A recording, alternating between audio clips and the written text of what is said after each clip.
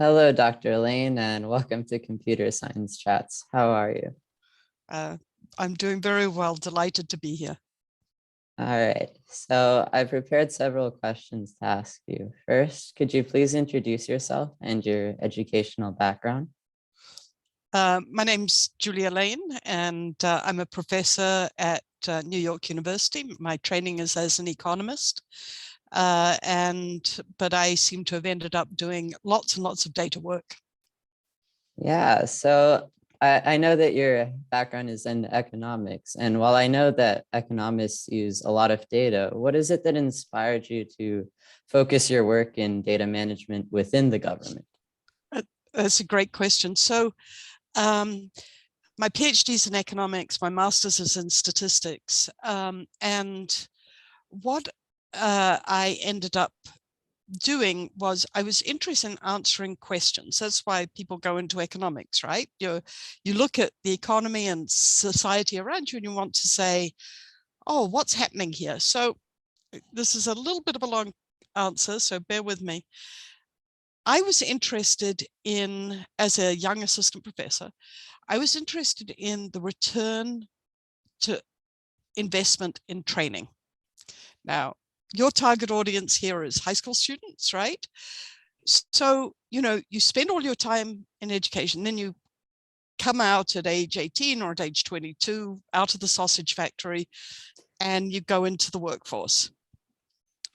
But learning doesn't stop then, right? You've got the next 30 or 40 years to learn, and firms have a lot of time to teach you about work. And in fact, it truly is, you keep learning all the time. So, but we don't have measurement of that. We have lots of data on K through 12 or K through 20 education, but we don't have really good measurements on workforce training, what's called on-the-job training. And we don't have a sense of the return to investment. Now, we have lots of information about the return to investment in education, K through 20. It's about 7% a year, in case your friends are interested. But the challenge with OJT, on the job training, is the return is partly to the worker, to people like you, and partly to the firm, because the firm is investing in you, right? We didn't have the data for that. So what you need is data on both firms and workers. Firms in terms of increased productivity, and workers in terms of increased earnings, increased career trajectories, and so on. So what I did was try and figure out how to get the data to answer the question. So it was a question-driven data quest. And that's how I got into data with the government. So it's a long answer, but it was a good question. Thank you. So I know you're part of the Center for Urban Science and Progress at NYU. Could you describe some of the activities that you do through your work at the center? That is the center that recruited me to come to NYU. And although I am now much more working with Wagner, the public policy school, what was interesting there was the potential to bring together engineering data, right? Data on that is coming up from sensors and the water, how we're tracking COVID through wastewater, back when I first came, that was out of the box thing, but now it's routine, and social science. So, the merging of thinking between engineers who collect really interesting data and the social scientists who think about how that's generated, like the information about data in cities, it's not just looking at data. How does energy use, it's not just a machine that switches on and off lights or so on, it's human beings that drive cities. So that tie-in between social science, economics, the role of incentives, and then the understanding how the data can be tied to that was what's of great interest. That's very interesting. What do you like most, and what do you find most challenging about these activities? Well, here's another thing to tell your colleagues. It turns out if you love what you do, you never have to work a day in your life. So I have never worked a day in my life. What do I find most interesting? It's really answering important questions and thinking about ways to collect and make sense of data that is better than what currently exists, right? So it's a challenge. It's like, I have to figure out a question. I have to figure out where the data are. I have to put the pieces together. I have to figure out what's covered and what's not covered. Where are the errors? I have to figure out how to communicate it. So it's soup to nuts. So it's a massive challenge. So that's what's interesting. What's most difficult? These are data on human beings. So we have to figure out how to use them carefully and ethically, while at the same time enabling multiple people to have access so that you don't have a small group of people making decisions. That's the biggest challenge: privacy, confidentiality, and ethics. Thank you. So changing gears a bit, I read your recent paper on data analytics training for federal government employees, and you mentioned the fact that a major barrier in the broader use of data science by the government is the lack of willingness to share data among various agencies. I was wondering if this also happens at like different governmental levels, like city or state agencies. Well, actually, the paper was about state and local as well as federal. So the original impetus for the classes that we developed was at the federal level, but we've trained over 900 government employees at this point at all levels of government. And part of the challenge is for all the very good privacy and confidentiality reasons, it's almost impossible for state agencies to share data across agency lines. So what does that mean? What that means is, for example, if I'm interested in looking at the returns to education, I'm going to keep on that riff because I'm sure you're interested in that. I really can't see whether an individual has moved across state lines or got a job across state lines. So you're in New York, you're going to school. When I look at your cohort, I can, first of all, I don't know what the returns are unless the Department of Education in New York and the city schools agree to share data with the Department of Labor, so I can see where you get a job and how long you have the job and the characteristics of the firms where you got the job. And I can't see all the people who go and work, God help them, in New Jersey or Connecticut, why they would go there when the pizza is so bad relative to New York. I don't know, but some people go across to New Jersey, some people get jobs in Connecticut, and vice versa, right? So getting a full understanding of the return to investment in education, I need to combine education data with K through 12 data with, post-secondary education. I need to tie it to workforce data, and I need to look across state lines. Doing that is incredibly important. The value, remember I was driven by the value proposition. The value is enormous because it's going to tell you whether it's better for you to invest in data science or in economics. Let me talk to you about economics as an investment, but anyway, or in finance, or in management, or in sociology, or computer science. It'll give you a sense of where to go, what kind of firms would hire you, not just whether you get a job, but the quality of the job. All of those questions you can answer with data that would help inform you and other people like you where the best investment of your time and talents would be. So that's the challenge that we face and that I talk about in that paper to which you refer.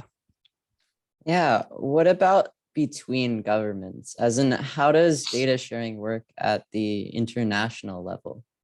It doesn't happen, no chance. It's hard enough at local, state and federal level. I mean, confidential data, obviously public data, like we're working with NOAA and NASA, they share their data because, and you know, the information about hurricanes and, satellite imagery and so on, all of that gets shared, but confidential data does not. So. Yeah, continuing on this idea of data sharing, I know you mentioned corporations earlier, but how does data sharing change when considering access by the broader civic society, such as nonprofit organizations? So one of the game-changing pieces of legislation has been the Foundations of Evidence-Based Policymaking Act. And so if you haven't taken a look at that and your readers haven't, or your listeners haven't, you should go and take a look at that. It's the Evidence-Based Policymaking Act of 2018, and it's a game changer. So that is trying to think through what is the value proposition of government agencies sharing data, and how do we deal with the privacy consequences. So I actually sit on an advisory committee, the Advisory Committee for Data for Evidence Building, which if you want to go and look at it, it's ba.gov/evidence. And obviously, I can only speak as in my own capacity. I cannot speak for the committee, but you could see in the year one report all the issues that they're considering. I'm going to say one more thing. The other piece of legislation that I think is consequential, which may also be of interest to your computer science colleagues, is the National AI Research Resources Task Force, which is trying to figure out how to get AI, artificial intelligence, available to the community at large.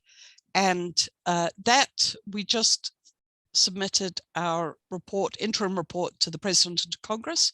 And so you should go and take a look at that as well. So that's so you could see the government is trying to figure out how to democratize data, how to get people like you and the community who are affected by these decisions to have input in the decisions. Thank you. So I noticed in another one of your articles, you mentioned that search and discoverability is also a challenge that comes with having these large amounts of data out in the world. And you also wrote that it can be solved with automation. So is the technology ready to automate this finding of data for researchers? So there were three things that needed to be addressed, I think, with thinking about how to democratize data. One is how to build a secure environment where data can be hosted and people can kick the tires on how to combine it for all the reasons I talked about. The second thing was how to build workforce capacity, how to train people up, how to work with these complicated new types of data.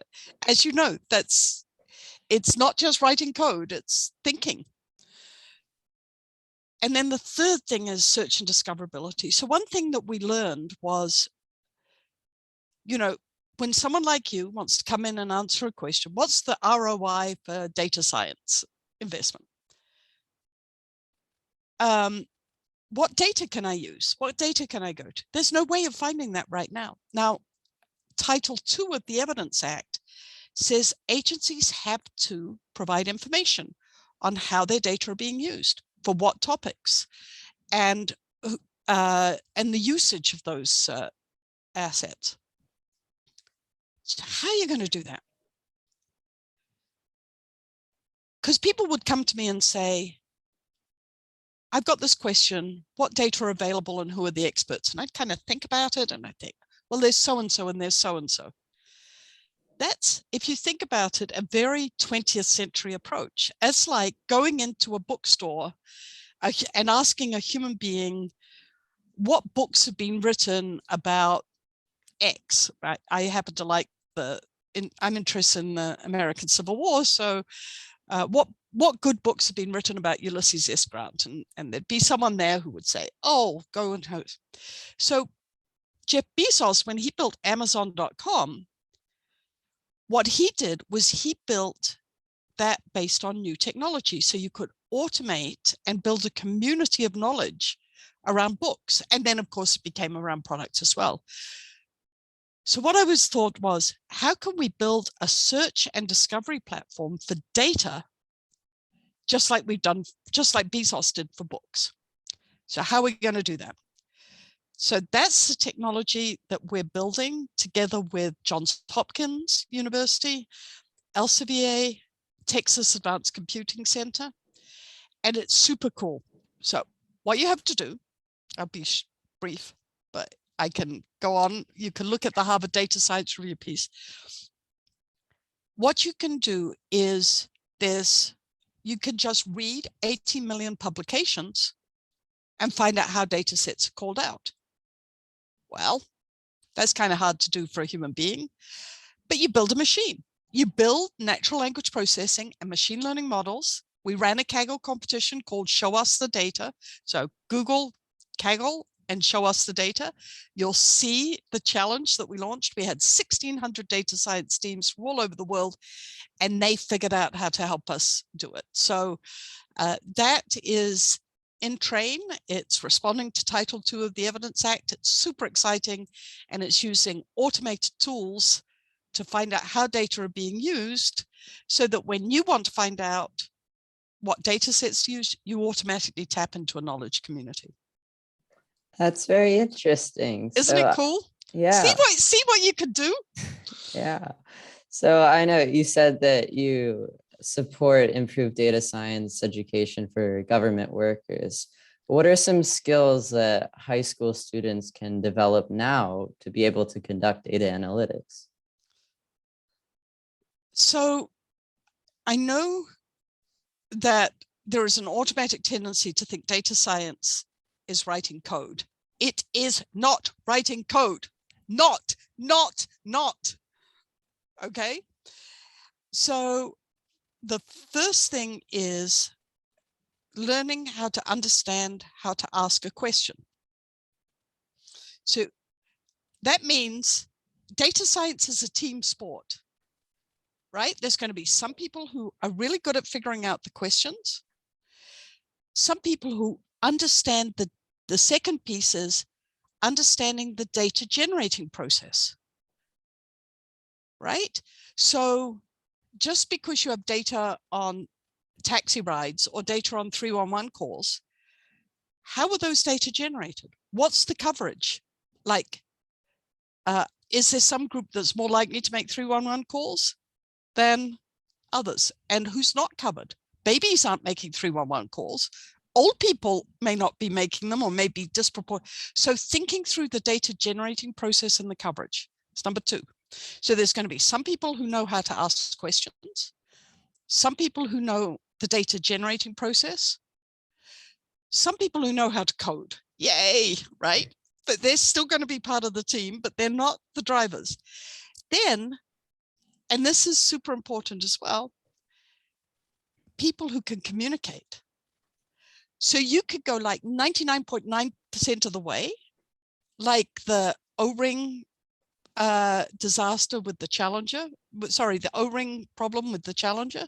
The engineers knew that when it was cold, the O-rings were going to fail or likely to fail, and that the Challenger was likely to blow up. They actually thought they had communicated that to the decision makers, but they didn't. So you got a spectacular fail, not because the the material and the work that had been done was bad, but because they hadn't communicated it. So you want someone who communicates. So what do you need to do? Understand how to ask a question. Understand what data are available in the data generating process and what it can and can't answer. Do the coding, communicate. Thank you.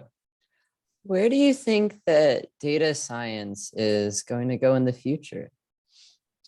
It is the future. It is the future. Think about what's happened in the private sector. The firms, so the work that Eric Brynjolfsson and others have done shows that firms that use data grow faster and are more likely to survive than firms that don't. Think about the biggest companies in the United States now. 20 years ago, it was GE, GM, it's firms that made things. Now it's firms that use data, Amazon, Google, Microsoft, Apple, Facebook or Meta or whatever it is. So it's data firms. And if you think about like even things like cars, they're actually data generating machines now, right? That's where their value lies. So it's the future. I may be biased, but it certainly seems as though it's super important. Thank you. And also, how do you think that data science education will change in the future as we move closer to a more like data science oriented world? So I talk about this in my book, and we also, the Democratizing Our Data book, and I also have a textbook on big data and social science is now in the second edition. I think the way in which it's going to change is it's going to be more problem oriented, more real world data oriented, answering questions that matter, and combining the people who work with the data with computer scientists, so domain expertise and computer science expertise, together with the people who understand the questions. Thank you very much for meeting with me and for being willing to do this interview. It's a delight to talk to you, and good luck with you and all the people who are going to be listening to this. Thank you.